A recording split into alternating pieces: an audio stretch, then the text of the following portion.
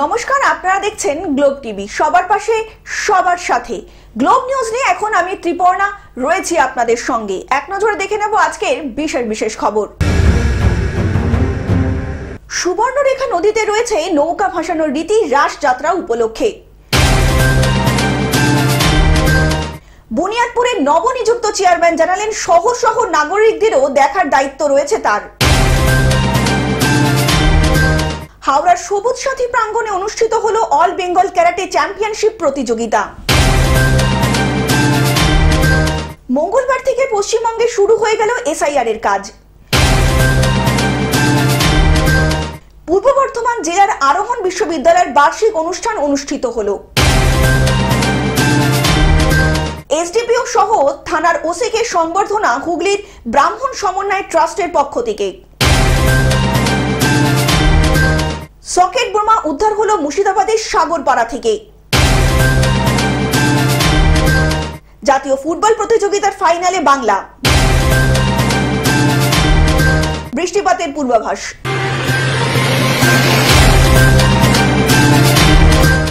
আসছে বিস্তারিত খবরে। সুবর্ণরেখা নদীতে রয়েছে নৌকা ভাসানোর রীতি রাস যাত্রা উপলক্ষে। রাস যাত্রা উপলক্ষে ঝাড়গ্রামের গোপীবল্লভপুরের সুবর্ণরেখা তীরবর্তী গ্রামের বাসিন্দারা নদীতে নৌকা ভাসানোর রীতি ধরে রেখেছেন আজও। প্রতি বছর গ্রামবাসীরা রাস পুজোর দিন সকালে রাধাকৃষ্ণের মন্দিরে পুজো দেওয়ার আগে সূর্যদেবকে এই নৌকা উৎসর্গ করেন।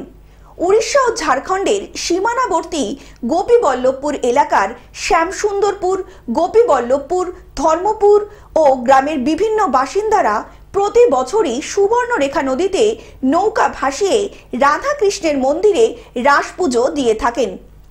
নৌকা ভাসানোর আগে নদীর তীরে একটি জায়গায় বালির মধ্যে আখ গুজে হলুদ, তুলসী এবং প্রচুর ধরনের 5টি গাছকে পুজো করা হয়। নদী থেকে জল নিয়ে গাছের উপর ঢালার রীতিও রয়েছে এইখানে। এই গাছকে পুজো করার পরে একটি সোলার তৈরি নৌকার মধ্যে বিভিন্ন রঙিন কাগজের পতাকা দিয়ে নদীতে ভাসানো হয়। মঙ্গলবার রাস যাত্রা শুরুর দিনে সুবর্ণরেখা নদীতে গোপীবল্লভপুর এলাকার বিভিন্ন গ্রামের বাসিন্দারা এই নৌকা ভাসিয়েছেন।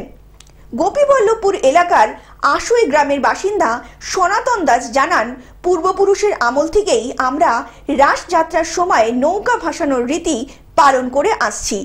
রাধাকৃষ্ণের মন্দিরে পুজোর আগে এই নৌকা ভাসানো হয়, সূর্যদেবকে নিবেদন করা হয়। রাসযাত্রার সময় প্রতি বছর এলাকায় এই রীতি পালিত হয় বলে জানালেন গ্রামের বাসিন্দা সনাতন দাস।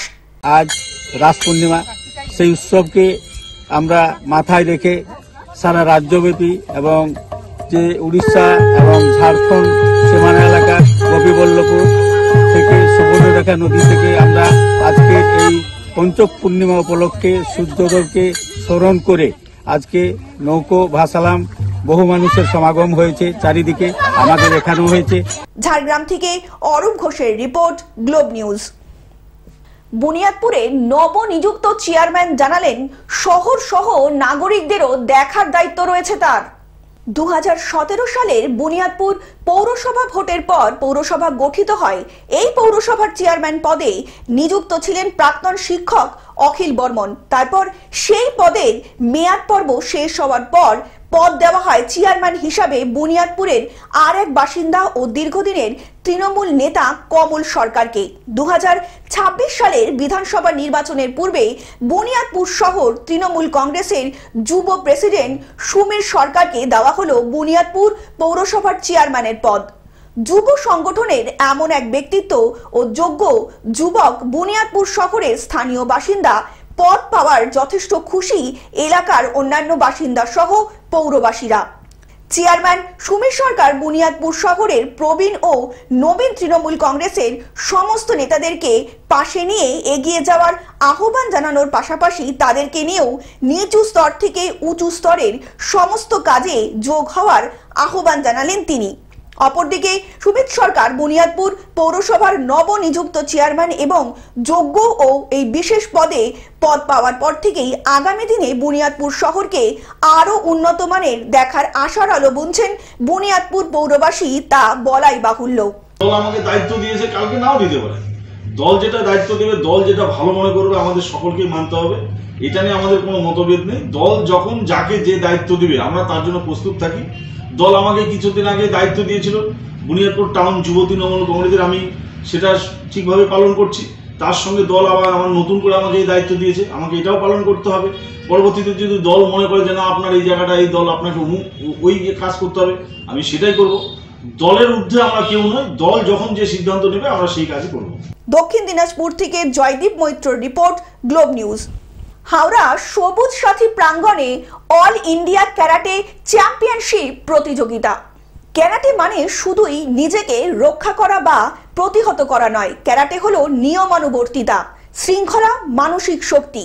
এমনটাই জানিয়েছেন JKA অল বেঙ্গল ক্যারাটে অ্যাসোসিয়েশনের চেয়ারম্যান সোমনাথ পাল চৌধুরী। তিনি বলেন তারা নিজেরা যত ভালো করে শিক্ষক হতে পারেন তার জন্য ছাত্রছাত্রীদের কিভাবে শেখাবেন নতুন নতুন পদ্ধতি, তা নিয়েও তারা বিস্তারভাবে ক্যারাটে নিয়ে ইতিমধ্যেই চর্চায় রয়েছেন।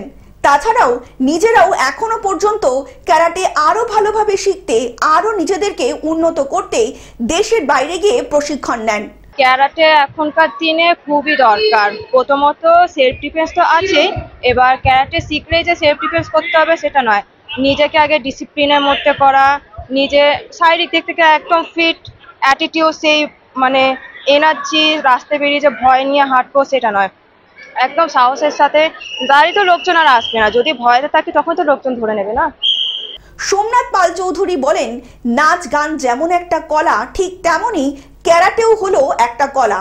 সবকিছুর মাঝে ক্যারাটেও শেখা দরকার। তিনি আরো বলেন ছেলেমেয়েরা যদি ঠিকমতো নিয়ম শৃঙ্খলাবদ্ধ হয় তাহলে কোনো আত্মরক্ষা শেখার প্রয়োজন নেই। সেই কারণেই হাওড়ার সবুজ সাথী ক্রীড়া প্রাঙ্গণে JKL all Bengal karate association all Bengal championship প্রতিযোগিতার আয়োজন করা হয়েছে।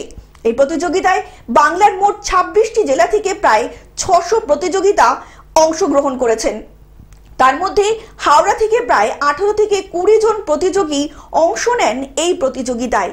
এই অনুষ্ঠানে উপস্থিত ছিলেন JKL অল বেঙ্গল ক্যারাটে অ্যাসোসিয়েশনের চেয়ারম্যান সোমনাথ পাল চৌধুরী, JKA হাওড়ার সাধারণ সম্পাদক সত্য সুন্দর সাধুকা সহ আরো বিশিষ্ট ব্যক্তিবর্গরা। এটা অল বেঙ্গল JK কারাতে প্রতিযোগিতা।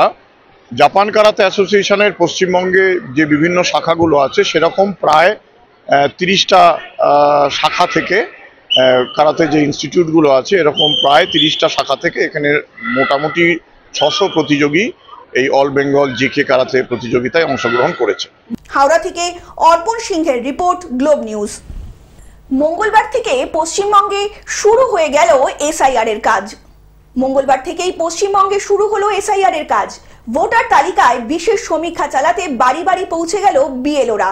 ভোটারদের সঙ্গে কথা বলে তথ্য সংগ্রহের পাশাপাশি এনুমারেশন দেওয়া হচ্ছে প্রত্যেককে। বিতর্ক তৈরি হয়েছে এই SIR কে ঘিরে। না কোনো চিন্তা না, আমার 2002 সালের লিস্টে নাম আছে। বুঝে নিয়েছেন কি করতে হবে, মানে অফিসিয়াল কি কাজ করতে হবে সেটা তো আমরা জানি না, আমার থেকে বোঝাবে তবে তো আমরা বুঝবো।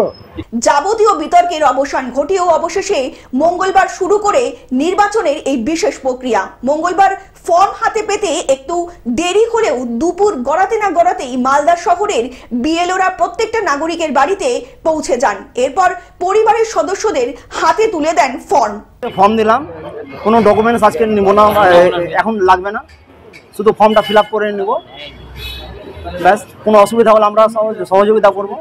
মালদা থেকে অভিষেক দাসের রিপোর্ট, গ্লোব নিউজ। পূর্ব বর্ধমান জেলার আরোহণ বিশ্ববিদ্যালয়ের বার্ষিকী অনুষ্ঠান অনুষ্ঠিত হলো।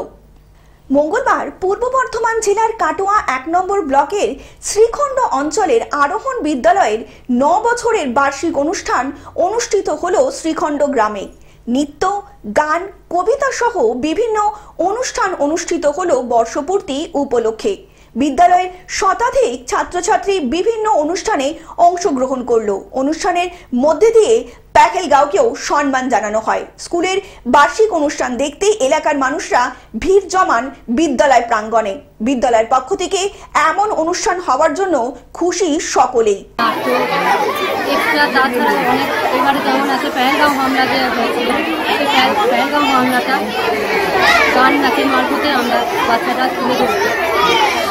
আর প্রতি বছর কি এরকম অনুষ্ঠান করেন? প্রতি বছর এরকম থাকে, থিম গান, থিম সং একটা কিছু থাকে। এবারে যেমন প্যানেল গানটা আছে। তাছাড়া এই বাচ্চারা বহু সারাদিন রাত মানে যখন দেখি তখনই এসে অংশগ্রহণ করার জন্য আগে থেকে আসে। পূর্ব বর্ধমান থেকে রাহুল রায়ের রিপোর্ট, গ্লোব নিউজ। এসডিপিও সহ থানার ওসিকে সংবর্ধনা হুগলির ব্রাহ্মণ সমন্বয় ট্রাস্ট থেকে। এসআইআর আতঙ্কে রাজ্যের বিভিন্ন প্রান্তে মৃত্যু হয়েছে বেশ কিছু মানুষের, এমনই দাবি করছে ঘাসফুল শিবির। আতঙ্ক যেন গ্রাস করে বসেছে মানুষের মনে। এরই পাশাপাশি বিএলওদের সাথে কিভাবে সহযোগিতা করতে হবে তা নিয়েও চিন্তার ভাঁজ পড়েছে সাধারণ মানুষের কপালে। রাজ্য তৃণমূল মানুষের পাশে দাঁড়াতেই ইতিমধ্যে এসআইআর সহায়তা কেন্দ্রের ঘোষণা করেছে ঘাসফুল শিবির। 954441189 ও 9733693871 এই দুটি নম্বরে ফোন করলেই মানুষ সহজেই এসআইআর এর বিষয় জানতে পারবেন। পাশাপাশি মানুষজন যদি সহায়তা কেন্দ্রে আসেন তাহলে এসআইআর এর যাবতীয় সমস্যার সমাধান করা হবে। আতঙ্কিত হওয়ার কিছুই নেই, আমরা মানুষকে সব রকম পরিষেবা দিতে প্রস্তুত আছি বলে জানালেন সভাপতি আব্দুল খালেক মোল্লা। তার জন্য খানাকুল সাঁওতাল ব্রাহ্মণ ট্রাস্টের পক্ষ থেকে ওনাদেরকে ধন্যবাদ জানাচ্ছি এবং কৃতজ্ঞ জানাচ্ছি যে খানাকুলবাসী যেভাবে সঠিকভাবে পরিষেবা ওনাদের থেকে পাচ্ছে, তাই ওনাদেরকে আমাদের ট্রাস্টের পক্ষ থেকে ধন্যবাদ জানানো হচ্ছে। সেই সঙ্গে একটা জোরদার হাততালি খানাকুলবাসী হিসেবে এইটুকু আমরা বাক্য দেওয়ার চেষ্টা করলাম হুগলি গ্রামীণ পুলিশকে। দক্ষিণ 24 পরগনা থেকে সৌমাভ মণ্ডলের রিপোর্ট, গ্লোব নিউজ। সকেট বোমা উদ্ধার হলো মুর্শিদাবাদের সাগরপাড়া থেকে। গোপন সূত্রে খবর পেয়ে সাগরপাড়া থানার পুলিশ বিশেষ অভিযান চালিয়ে এক ব্যক্তিকে জিজ্ঞাসাবাদ করতেই তার দেখানো স্থান থেকে উদ্ধার হয় সকেট বোমা। ওই ব্যক্তির কাছে কোনো বৈধ নথি ও কাগজপত্র না থাকায় পুলিশ তাকে গ্রেপ্তার করেছে। ব্যক্তির নাম মফিউল ইসলাম, বাড়ি সাগরপাড়া থানার পূর্ব বিজাপুর এলাকায়। পুলিশ তার নামে একটি কেস রেজিস্টার করে 7 দিনের পুলিশি হেফাজত থেকে জেলা জজ আদালতে পাঠায় সাগরপাড়া থানার পুলিশ। কি কারণে সকেট বোমা রাখা হয়েছিল, তার পিছনে কি রহস্য রয়েছে তা তদন্ত ইতিমধ্যেই শুরু করেছে সাগরপাড়া থানার পুলিশ। মুর্শিদাবাদ থেকে পার্থ মণ্ডলের রিপোর্ট, গ্লোব নিউজ।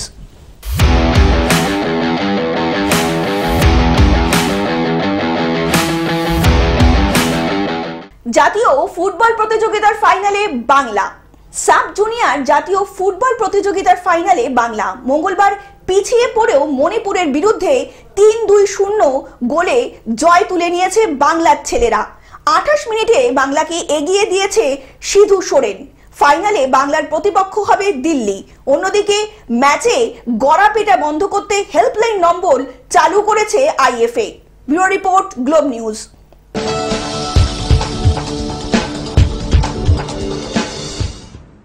বৃষ্টিপাতের পূর্বাভাস।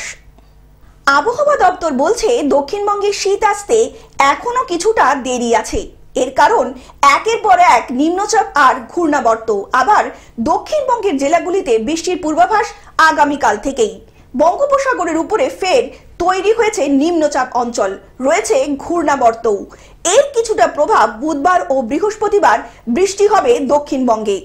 বুধবার বজ্রবিদ্যুৎ সহ বৃষ্টির সম্ভাবনা রয়েছে দক্ষিণ 24 পরগনায় এবং পূর্ব মেদিনীপুরে। Bureau report, Globe news. Television ছাড়াও গ্লোব টিভি এখন সমস্ত সমাজ মাধ্যমে উপলব্ধ। বিস্তারিত জানতে ফোন করুন আমাদের টোল ফ্রি নাম্বার 1800891974 এ অথবা লগ ইন করুন আমাদের ওয়েবসাইট www.globetvindia.com এ।